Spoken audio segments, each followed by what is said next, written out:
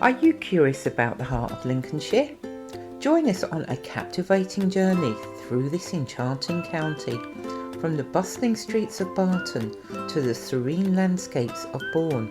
We delve into the essence of Lincolnshire, from the characters, the art and the hidden gems waiting to be uncovered. Our guests are the heartbeat of Lincolnshire Live's Natters.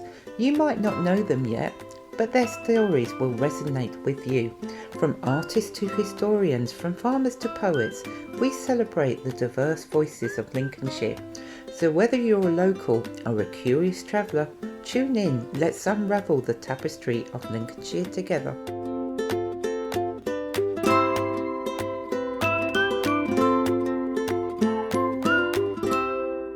Ladies and gentlemen, welcome to a very special edition of the Links Live Natters podcast, where the rhythms of conversations meet the melody of insights. Today we're spinning a new tune on storytelling as we sit down with a man whose voice has become the soundtrack of an era.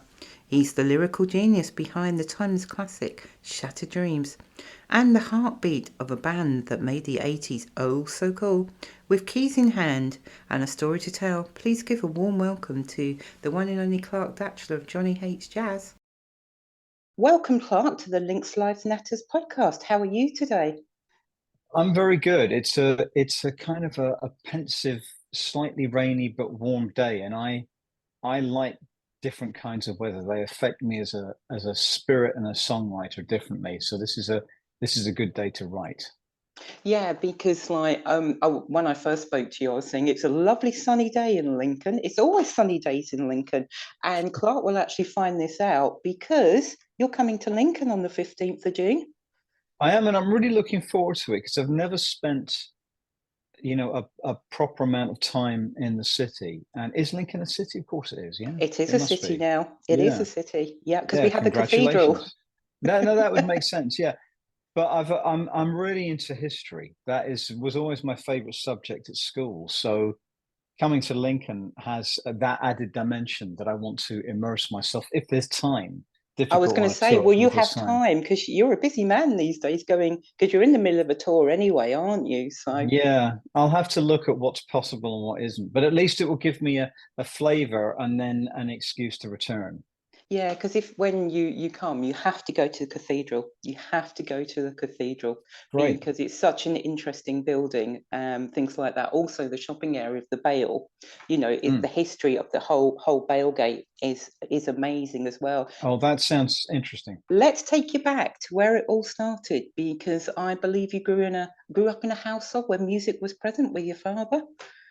Yeah, my father was a very successful jazz musician, and he sang with Sinatra, with Ella Fitzgerald, with Wow, Petula Clark, Peggy Lee, Joe Stafford. His band appeared on the Goon Show regularly, as well as Petula wow. Clark's show. Yeah, and so jazz kind of filled my younger years. I know that's incredibly ironic when you think about the name of the band, but it certain jazz artists were very influential for me. Um, my dad was a huge fan of and supporter of me as a musician, and he was the first person to identify Shattered Dreams as being a hit. Yeah, Whereas most people in the industry didn't think it would be. But he did not like the name. Most jazz fans are very they hold their genre very dear to them. So no one absolutely.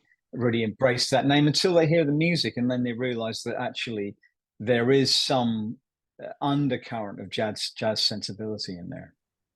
Yeah, because obviously you sort of grew up and you signed to various bands and things like that. And I can't get my words out. Johnny Hates Jazz started if I'm correct, is it 1986? Yeah, it did 86. I actually met Mike and our previous colleague Calvin probably back in 82. So we worked together separately in different combinations, but never the three of us. Yeah, because you were in a different band before you signed to Johnny Hates Jazz, weren't you? With somebody from the Sex Pistols or Yeah, something? Glenn Matlock from the Sex Pistols. Yeah, um, Glenn was the original bassist in the Sex Pistols, and I think people still don't understand that he was the main songwriter.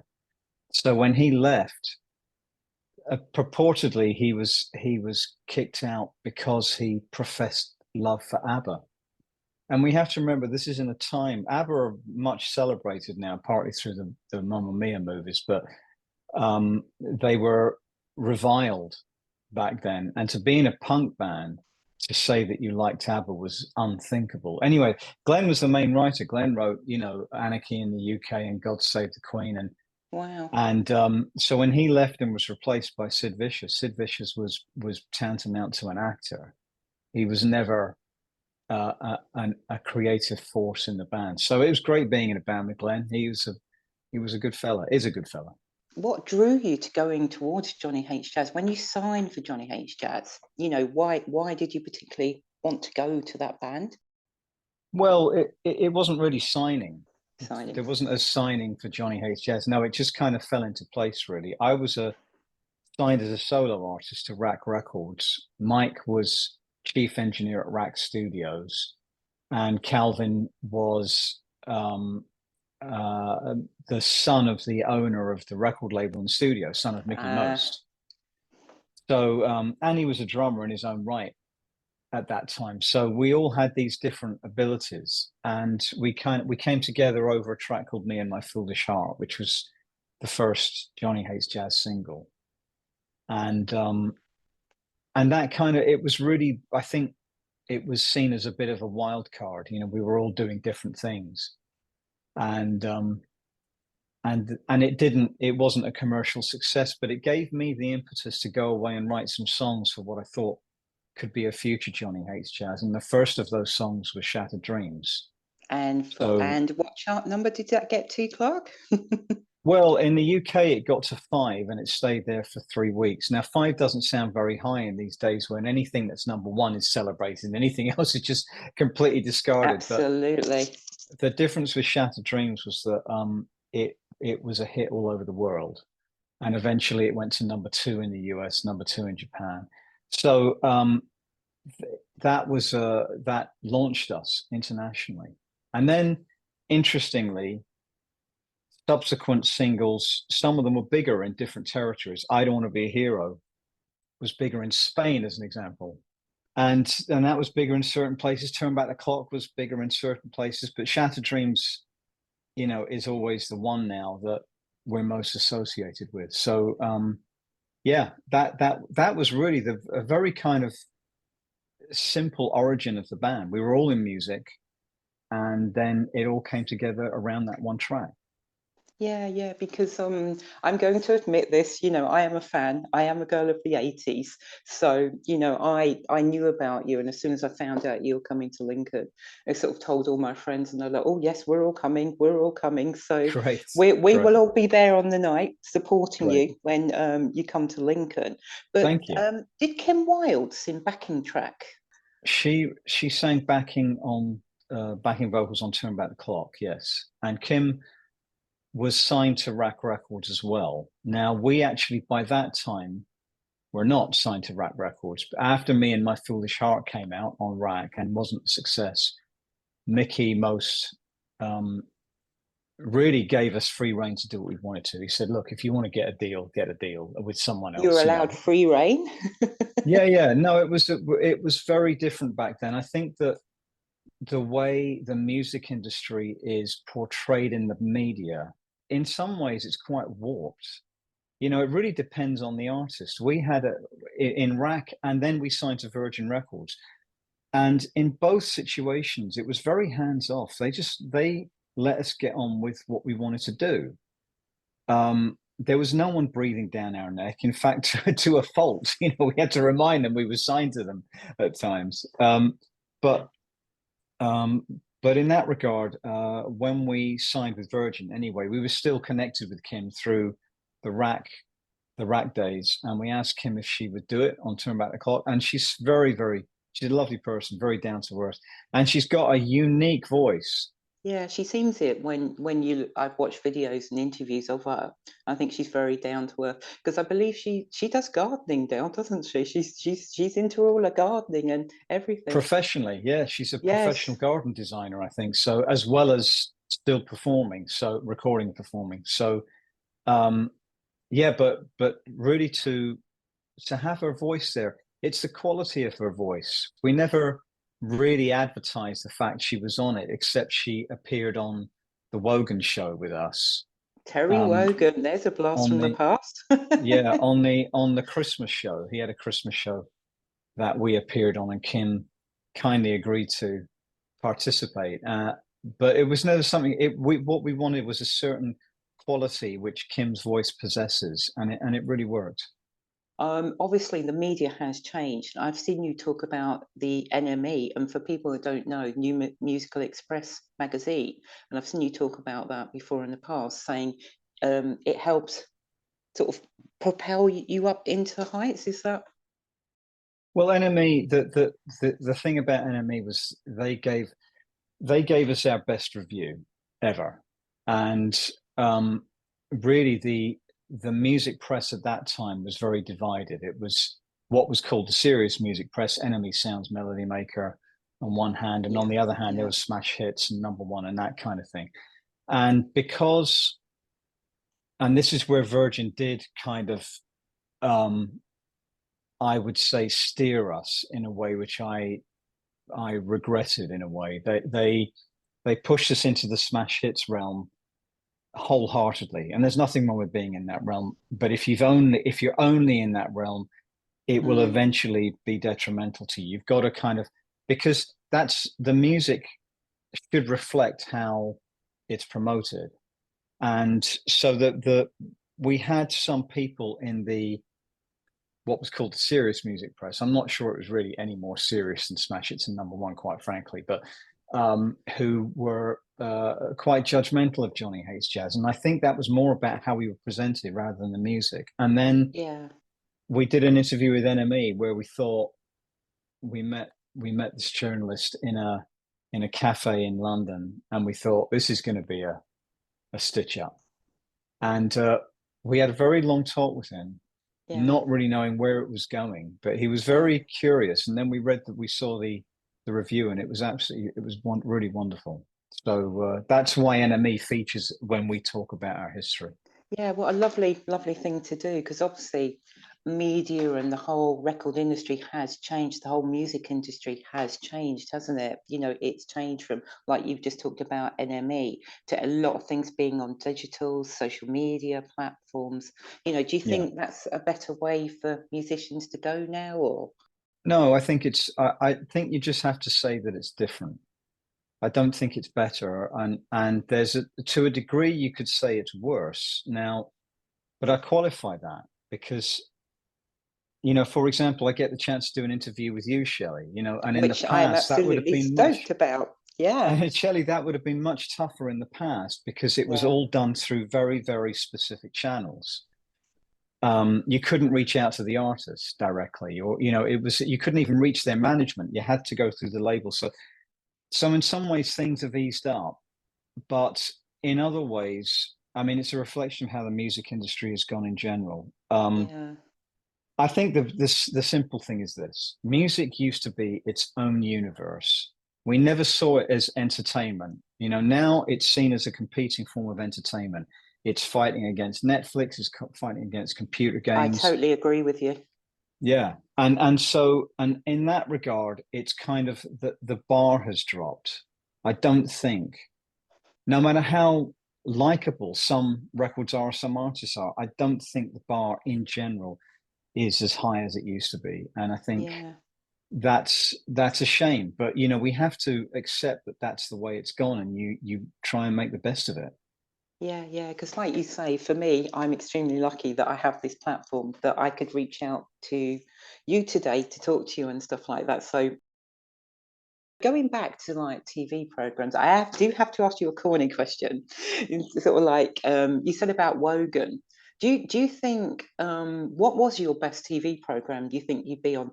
There are all kinds of things that come to mind because we were big internationally. We did some wild shows left, right, and center. We did one in Italy called Festival Bar, which was in Wow, an amphitheater, a Roman an amphitheater. amphitheatre. It was absolutely incredible, and there were thousands, I mean, tens of thousands of people there, and if all the artists were miming, it was a TV show. It wasn't a live performance. It was So miming. that was amazing. But I have to say that the best show we ever did was still Top of the Pops because of its importance. It's not that if you watch the reruns of Top of the Pops, some of it is absolutely dire. It really is. Yes. You know, it's Yeah, not like there's any absolutely. one week Yeah. where every single track is great and the presentation sometimes leaves a lot to be desired. But it was such an important part in our lives, and especially the life of a musician. Also for me growing up as well, every We all Christmas watched it. Day, every Christmas Day, you'd have your Christmas dinner. Well, it was in our house. You'd have your Christmas dinner. It's like mum or dad will say, put Top of the Pops on, because you sat there watching, on Christmas Day. And also when we've watched Top of the Pops back lately, because it's on rerun on a certain channel, which we can't mention, it reruns every sort of like, I think it's Friday nights. And we've watched back some of the artists back from like the 80s and the 90s. And you think, wow, they really played their instruments, they wrote their lyrics and stuff, they really did. Yeah, it was very common back then, but in the 60s, 70s, and 80s in particular, for artists to write all their own material. And that started with the Beatles and the Kinks and the Moody Blues and the Who. Because before then, you think about it, yes, there were a few. There was Buddy Holly, Chuck Berry, but really it was a whole different world. It was you had performers, Frank Sinatra as an example, and you had writers, Rodgers and Hammerstein or Sammy Kahn, whoever it was, or Burt Bacharach and Hal David. And they were separate worlds, but that all changed with the advent of rock and roll.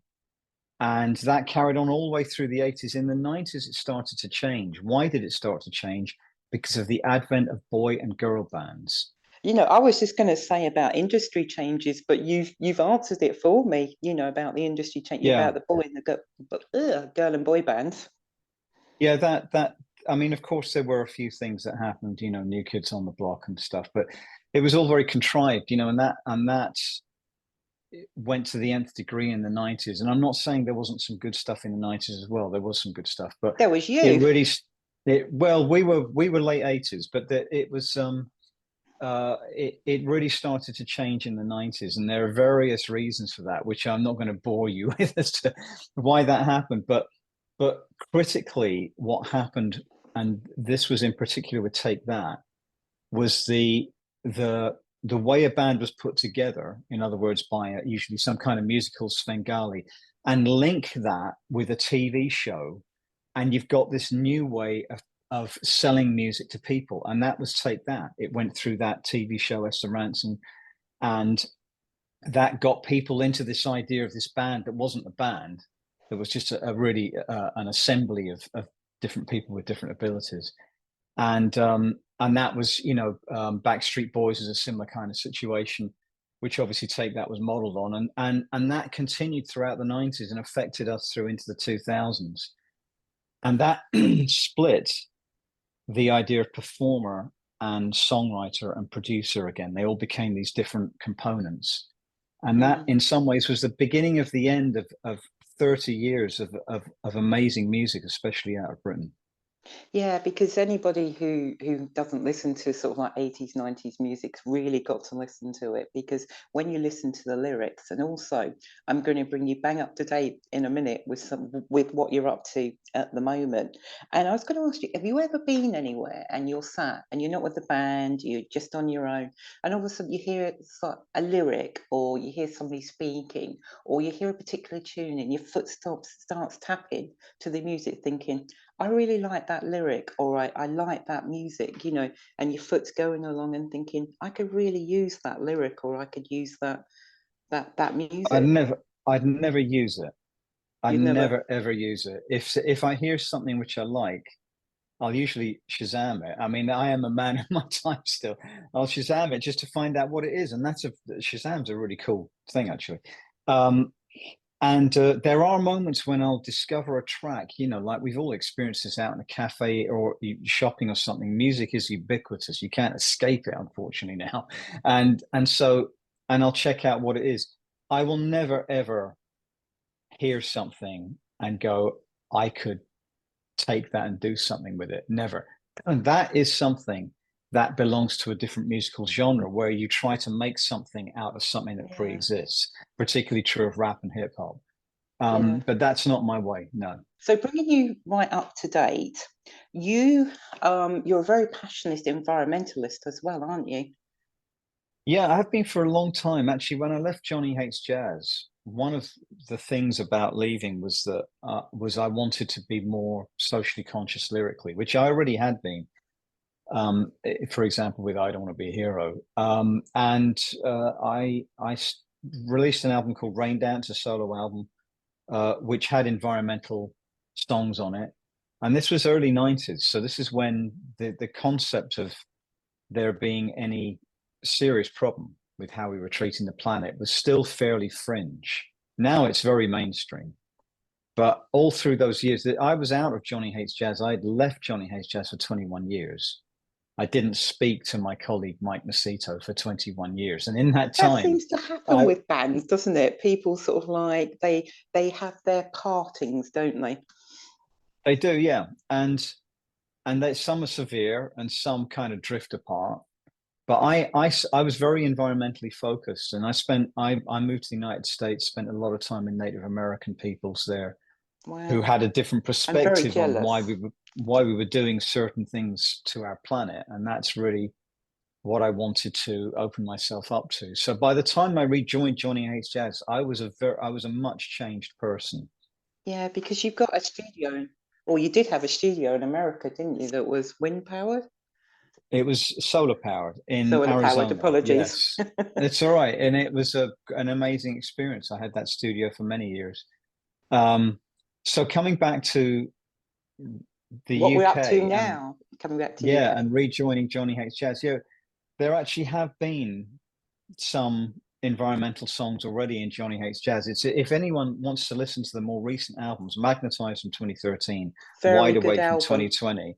They're very I lyrically always have a lot to say. You very rarely find a song that's just about love or just about dancing. It ain't gonna happen. There's a lot more going on. Yeah, and there's a song actually on Wide Awake called New Day Ahead, which it does feature in the live show we're going to be doing at the Drill in Lincoln. It is an environmental song, but it's a lot of fun. That song, it's a kind of a glam rock song, but about the planet. So it's good.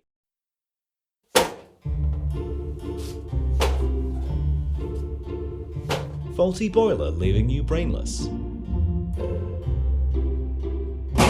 Radiator making you feel cold and lifeless. Leaky tap making you feel like a... Then call J&S Plumbing and Heating. Your local, your friendly, reliable plumbing and heating engineer.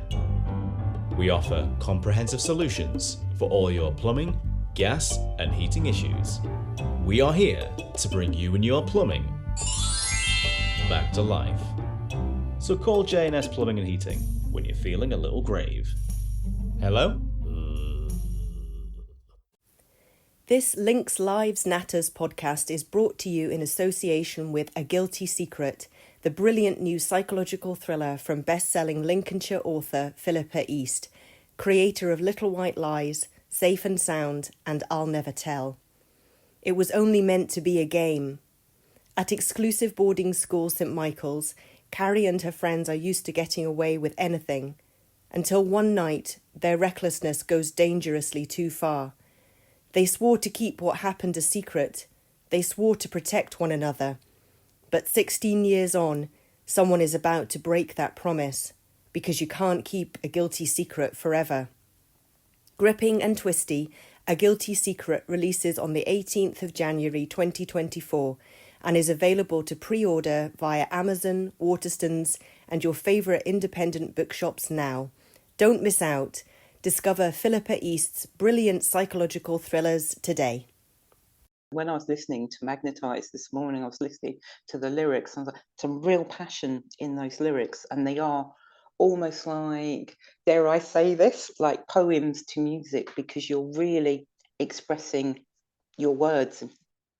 No, I'm a great fan of the great poets of Britain from the 1800s, 1800s, Blake, Shelley, Wordsworth, Byron. You know, these are, I think, I think these people, for me, it's important to read those people as it is to listen to the great classical artists, because that's how you learn. That's how you learn. And you know what? I know this isn't probably not a question of yours, but I often am asked, what advice would I give to a young artist today? It's very simple. Don't try and sound like your peers. Fuck them. It doesn't, that's not who you should be learning from. You should be listening to music from previous decades. And of course, being from where I'm, excuse my French just then, but I feel very passionately about this. One of the reasons is that the music sounds so samey these days is that people are constantly listening to one another and celebrating one another and featuring on each other's records. Stop. It's so generic now. It's unbelievable. And in the past, we were much more competitive with one another. We didn't want to sound like each other. We wanted to sound different because we knew it was the only way we were going to be heard. And also the only way you could reflect yourself as an individual. So I grew up listening to who? The Beatles, of course, Lennon and McCartney. Hence why I'm named after the Beatles. The Beatles song. Fantastic. Michelle. Is that Shelley. so? Michelle. Oh, that's fantastic. My mum was a big Beatles fan. And first of all, she wanted to call me Mark. And then she rapidly had to change it. And for some reason, the Beatles song was on. And I got named Michelle. So I am named after the Beatles song. Oh, that's lovely. What a lovely thing to be named after as well. So yeah, you got to listen to these greats and go back before and listen to some of the classical greats. They will teach you what to do, not your peers. Yeah, because these days, you know, one beat goes into another, and you know, you get dump dump bump bump dump dump bump bump, and you're thinking, where's the lyrics? Where's the actual music? Yeah, we have to be careful. Let's face it, Shelley. At a certain age, we have to be careful that we don't just. Oh no, we're admitting that I'm not much younger than you. So look, I think we have to be aware there is an element of that it's just the world has changed, and it's hard for a certain generation to understand what's going on. However, you can then qualify it by some very specific criticisms. And one of the, look, dance music, you kind of got to look at it, I think, in its own world. I think Dua Lipa makes some likable records. I really do. She's Sometimes very good. Yeah, I'm working out and I like listening to her stuff. It's hardly deep. It's about as deep as a puddle, but it's enjoyable, and I like her voice. It's a little bit deeper than some of the other singers at the moment, and that's cool. And she's British, and I like to support British music. But I think absolutely. But I do think it's got everyone's kind of got into this idea of this is what you do if you want to have a hit. And when I wrote Shattered Dreams, there was no list. There was no box ticking. It was like, you've got to do this because that will mean this. No. I was a kid of my time. I was plugged into what was happening, or without a doubt. But I knew that the strength of a record, first and foremost, rested on the strength of the song. And you had to get that right first. So I'd write a song. I wrote Shattered Dreams in this very room, actually, on a piano. Did you really? On the piano behind us? Yeah. Wow, thank you very much. We're honoured. Yeah, this is where I wrote all those tracks, actually. So that's what's changed. Songs are not usually written beforehand now. They're usually written as the record is made. And so you've got no time to step back and go, is this actually any good? Is this actually any good as a song when you take it apart from the record, when you distance it from the record? Yeah. So a lot of children grow up these days watching X Factor and things like this, don't they? They automatically think they could just go on something like X Factor and just start singing, don't they? I saw a great John Bon Jovi interview recently, and he Was said, it on a certain TV show by any chance? I don't know. I don't know. Oh, it might have been. It might have been actually a morning show. Are we referencing? We are. Yeah, and his commentary on just not really being able to understand the idea that you can do something and be successful with relatively little effort. when we grew up in a world where you had to put effort in and you had to be good at what you did if you're going to have any chance of success. I think it was very poignant and very well articulated. But anyway, that said, there are still some fine musicians out there, and they're doing their best. And there's a band, for example, called Nothing But Thieves. Nothing But Thieves have been around for a while, actually, but they're a kind of a metal band, prog metal band, really good band. But in our interpretation of musical success, they're still quite fringe. They've toured with Muse, they've done a lot of good stuff, but what I'm saying is there's good stuff out there. It's just not reaching as many people as that kind of level of music used to reach. Yeah, because I walk past musicians that are singing in the street in Lincoln, and hopefully when you come to Lincoln, there'll be some musicians out there, because there's normally quite a few sort of buskers and street musicians out in Lincoln.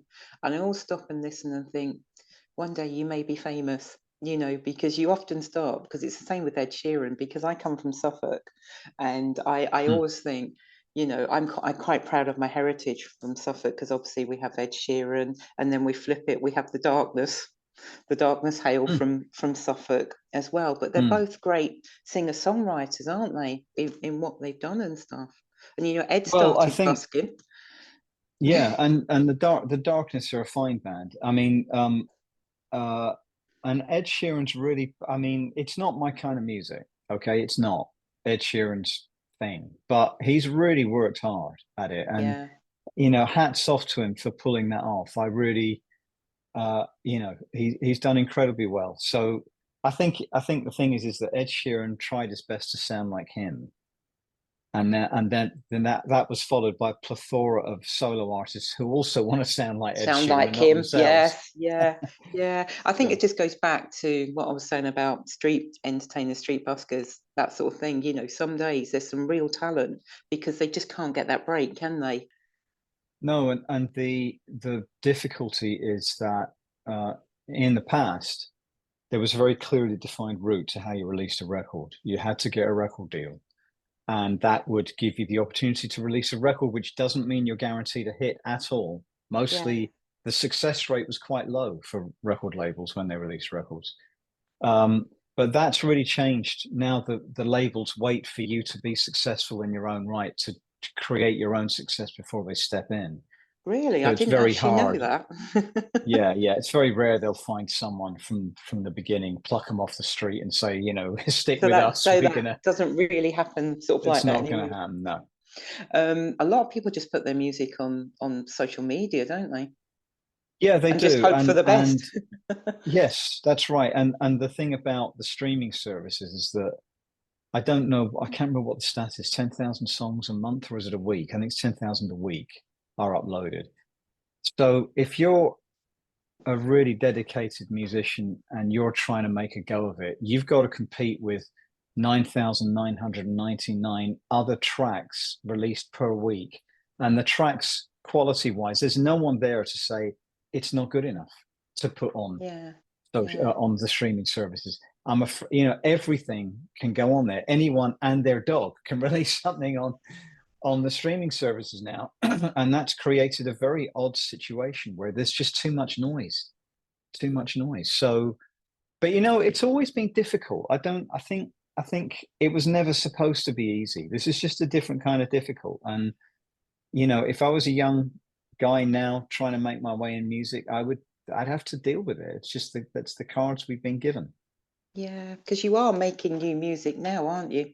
Yeah, well, we're actually about to put a new single out in a couple of months, and interesting. As we tour,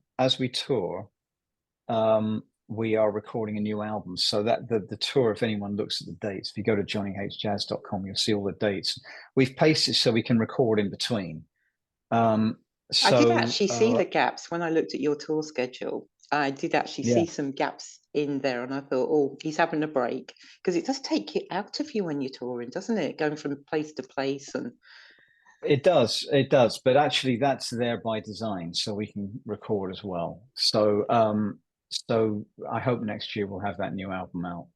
Yeah, And yeah, because you've it's also got some music out, your Journey albums. Journey Songs, yes. Yes, Journey Journey Songs songs. Journey Songs was actually a live stream that I started in lockdown, and I decided to film it in here, literally live, and go through. Each episode was based around one song I'd written, Yeah, and I did this really as a way for people to get to know me, because they knew me as Clark Datchler from Johnny Hates Jazz, which means they knew me from the late 80s and from 2010 onwards. They didn't know me from this middle period of time where I was doing very different things, including the solar powered studio in Arizona and the Native American world, etc. So I took everyone on this journey, one song per week, started with Turn Back the Clock, actually, and ended up with something much more recent of all this solo work that I did in between. yeah, yeah. And I released it at the same time on these two albums, Journey Songs 1 and Journey Songs 2, which you can get through clarkdatchler.com, actually We'll make johnnyhjazz.com sure as we well. upload those all to our social media platforms for you. Oh, thank you very much. Thank you. So, Lincoln, the 15th of June at the Drill Hall. What can we expect from yourself? I can't tell you too much because that'll blow it, but A little teaser, please. You're gonna hear all the hits without a doubt, and you're gonna hear a few songs from the last two albums, but there's a little bit of, as if anyone's seen Journey Songs, you'll know me for this. There's a bit of storytelling in terms of stories behind the songs. So that doesn't go on too long. It's not like, I'm there to just talk, not at all. It's mainly music. But there's a little bit of storytelling, and most of all, there's an awful lot of audience participation. There's a lot of singing from great. you lot, and Oh, a lot of no. fun. You'll be It's looking very, for me very now. yeah, they're very energetic gigs. So I think everyone is gonna have a lot of fun. So far, it's been a blast. Yeah, I've got to ask this now. The age groups at the Johnny H Jazz gig tours, I don't know what we probably call them. Your celebration of Johnny Hates Jazz, I would like to say. Do you think the age group has changed, or are you seeing all sorts of different age groups? I think that's interesting at the gigs. I mean, although we have gigged a lot over the years, this is our first headline tour, of course. So it's maybe a bit too early to see if there's a trend. I mean, certainly people of our ages are there. I don't know if I'm blushing now. but there often are younger people there, and they've discovered us either through their parents or through just searching for music on the streaming services, and they come and they're really interesting, that lot. Well, I remember doing a festival in Newark. Was it last year or 2 years ago? And the entire front, this was outside at Newark Castle, the entire front row was filled with kids. They were about anywhere from 14 to 19, all of them singing every single word. Doesn't it make you feel proud? New and old, from Johnny Hates Jazz. It really touched me. And I recognized something in them, because that's what I was like. I listened to music from the past, and I learned those words, and I embraced it and loved it. So that really, really moved me. And that, again, if I may say, Shelley, goes back to, what's the song like? The strength of the song, if it's a good song, will endure throughout the years. If it's a song that has momentary success, that's all well and good, but in 10, 20, 30, 40 years' time, will it be around? Probably unlikely. Yeah, you see, some of yours still are. It's like, obviously I play them and stuff like that, but your songs are still about, and you still do get asked to go to the festivals. Well, Shattered Dreams has been played nearly 4 million times in the US alone. So they get a huge amount of play worldwide. And this year we're going to be playing at the Isle of Wight Festival. We're playing at Carfest. Congratulations. Have you played it before? Thank you, yeah. Nope. No, this will be our first time. Oh, I'm extremely jealous of you now. The amount of times I've said that now, and you're playing the Isle of Wight Festival. Going to have to find a way down there. You should. Absolutely. And then we're doing Carfest as well. Chris Evans kindly invited us on that. And And we're doing something called 80s Classical, which is the only 80s festival we're doing this year. And we make an exception with this because it's held in Leeds. It's with the Orchestra of Opera North, and Opera North, yes, yes. we play our most well-known hits on stage with this wonderful orchestra. And I think at this event, there's also going to be Midure, there's going to be Bananarama, and there's going to be Denise Pearson from Five Star. And we've done 2 of those events before. They are magnificent. The orchestra is fantastic. So that's well worth coming along to if you get a chance. Going back to what we said about age groups and things like that, I know when this is a new modern term, when I've looked at analytics, when I've looked at different things, when I've worked in radio, a lot of the age group is younger for sort of like the 80s, 90s songs now, because a lot of sort of like, can we say younger people? Absolutely. Get it correct. Younger people are in to, you know, the sort of like the I don't want to say older music. I'd like to use another word, sort of music from the. It's getting worse. I'm dropping myself in this. No. we have to look that you're right. And demographically, that's right. You look at the streaming numbers as well, and our streaming numbers are such where our biggest demographic is actually a younger age group. Is mid-30s to mid-40s, which sounds like that's not young, but actually that is still comparatively young. And the fact is that music, I mean, our album Turn Back the Clock came out 36 years ago. 36 years let's call ago. it. So you think about being back in the late 80s, what was happening 36 years ago? I'll tell you what was happening. 1960 was happening. It was a whole other era. And now we kind of think about the 80s and we still can't grasp that it happened that long ago. And it was this totally different time. That's very true, actually. I hadn't thought about it, you know, because for me, I think it was like the day yesterday or something. But like you're saying, we all feel talking like that. years ago, you know, it's like I did this in the 80s and I did that in the 80s. Yeah. But one of the interesting things is musically, because music is so electronic now to a fault that kids are listening to, wanting to find out the roots of that music. Well, the roots of that music, even though it sounds in some ways quite different for good reasons, is the 1980s. So I think that's why they've also found themselves listening to that stuff because they can relate to it. Sonically, they can relate to it. And also the 80s was full of some really, really good songs as well. So it's kind of it's a win-win. Interesting songs, shall we say? That's all I'm going to say. Some interesting sounds and some interesting artists. And well, that's pretty cryptic of you, Shelley.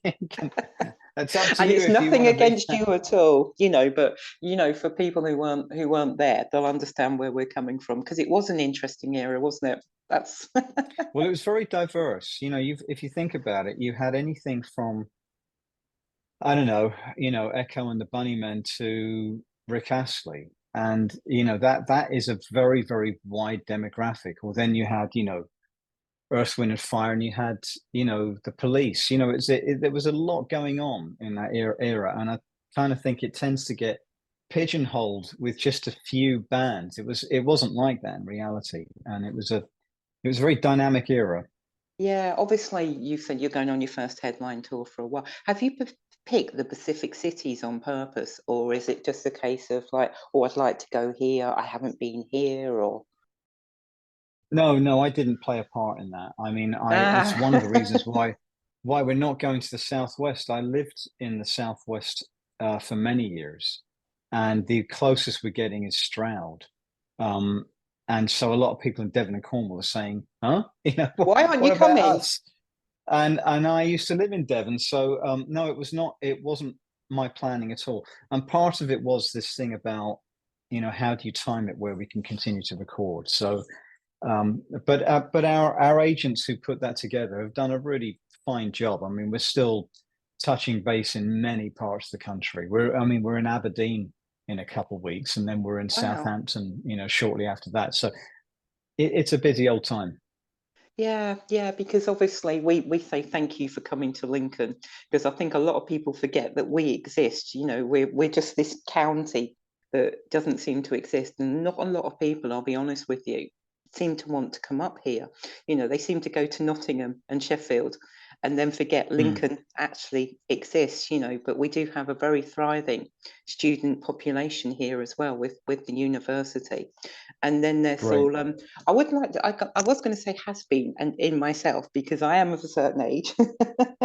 And but we're really, really looking forward to you coming up on the 15th of June at Lincoln Drill Hall. Clark, it's been an absolute pleasure talking to you today.